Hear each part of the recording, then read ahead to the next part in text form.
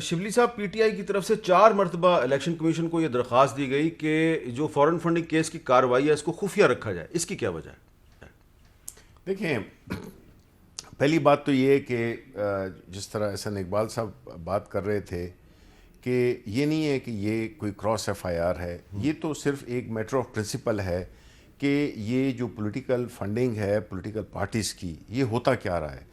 ہوتا یہ رہا ہے کہ جس طرح پاکستان مسلم لیگ نون ہے یا پیپلز پارٹی ہے، ان لوگوں نے ویسٹڈ گروپس، یعنی وہ لوگ جو کہ جن کے مفادات جڑے ہوتے ہیں، کہ وہ کسی پارٹی کے فنڈ میں 50 کروڑ، کوئی ارب روپے، کوئی 30 لاکھ، کوئی کتنے، وہ ان کے اکاؤنٹس میں وہ جمع کراتے تھے اور جمع کراتے ہیں۔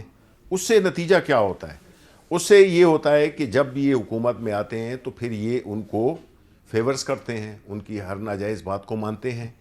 تو اس چیز کے اکاؤنٹ میں، ان کے جو اکاؤنٹس تھے خاص طور پہ، اس میں تو یعنی منی لانڈرنگ تک ہوئی ہے، اس میں پیسے استعمال ذاتی کیے گئے ہیں، پیسے آئے ہیں، پیسے گئے ہیں، اور ان سے جو ان کی رسیدیں مانگی گئی ہیں کہ ان لوگوں کے آئی ڈی کارڈ وغیرہ یہ کریں۔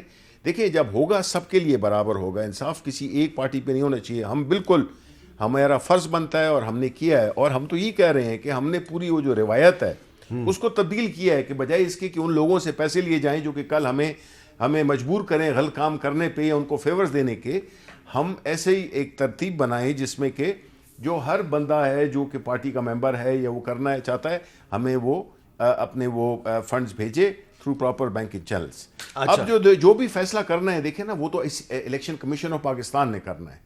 یہ تو اس طرح تو ہوگا نہیں کہ جس طرح کہ مولانا فضل الرحمان نے کہا، بھئی 7 سال ہو گئے، کیوں نہیں کر رہا الیکشن کمیشن؟ دیکھیں 7 سال میں تو نہیں، ہماری بات تو نہیں ہے نا، یہ تو الیکشن کمیشن نے کرنا ہے۔ اب اس میں تو اگر آپ یہ تاثر یہی جائے گا کیونکہ اس وقت ہماری حکومت ہے۔ بھائی ہماری حکومت کو تو ابھی 30 مہینے ہوئے ہیں، یہ پہلے والا ہے، اس کو تو جواب یہ دیے کہ انہوں نے پرسوں کیوں نہیں کیا اس وقت۔ یہ ویسے احسن اقبال صاحب، یہ جو چیف الیکشن کمشنر ہے، یہ بھی تو آپ پہلے والے بھی آپ نہیں کی لگائے پارٹی تھے اور ان کی حکومت کی صلاح مشورے سے اتفاق رائے سے آئے ہیں نا۔ اسی لیے حامد صاحب، ہم سب اس بات پہ بہت سنجیدگی کے ساتھ سوچ رہے ہیں، چونکہ اب یہ نئی ٹیم آئی ہے، ایک نیا الیکشن کمیشن آیا ہے۔ اس سے پہلے تو چلا گیا، اس کے اوپر 2018 کے حوالے سے بہت کنٹروورسی اٹھی۔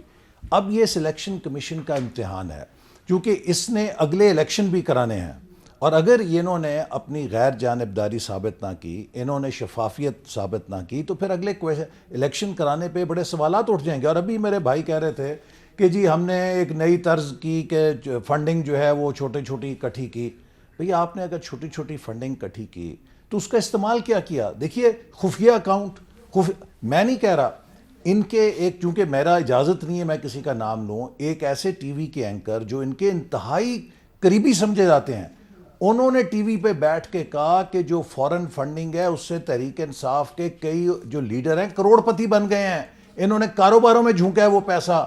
یہ تصدیق ان صاحب نے کی ہے کہ جو ان کے بڑے ثبوت ہونا چاہیے نا، کور ٹیم کے وہ صاحب جو ہے انہوں نے ٹی وی پہ اگر بات کیا تو ثبوت کے ساتھ کرے نا، ان کی معلومات کے اوپر انہوں نے کیا ہوگا نا۔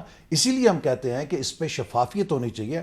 جہاں تک ہمارا سوال ہے، ہم نے تمام اپنے اکاؤنٹس الیکشن کمیشن کو دیے ہیں۔ دیکھیے، پاکستان کا جو الیکشن لا ہے نا، وہ کیا کہتا ہے؟ وہ یہ کہتا ہے کہ کوئی سیاسی جماعت کسی پاکستانی شہری سے یا کسی اوورسیز پاکستانی سے جس کے پاس سی این آئی سی ہو، اس سے فنڈنگ لے سکتی ہے۔ یہاں پر مسئلہ پاکستانیوں سے یا اوورسیز پاکستانیوں سے فنڈنگ کا نہیں ہے، غیر ملکیوں سے ہے۔ کوئی غیر ملکی شہری پاکستان کی پولیٹیکل پارٹی کو فنڈ نہیں کر سکتا۔ بی جے پی کے لوگ، اسرائیلی جوش لابی جو ہے امریکہ کے اندر، اس سے آپ فنڈنگ آپ نے پچھلے دنوں سنا کہ پی ٹی آئی نے باقاعدہ یہ کہہ دیا ہے کہ ہم نے یہ جو فورن کنٹریز میں جو فنڈز کلیکٹ کیے تھے، فورن ایجنٹس کے ذریعے کیے تھے، اور ہم نے ان کو فارغ کر دیا اور تحقیقات ہو رہی ہیں۔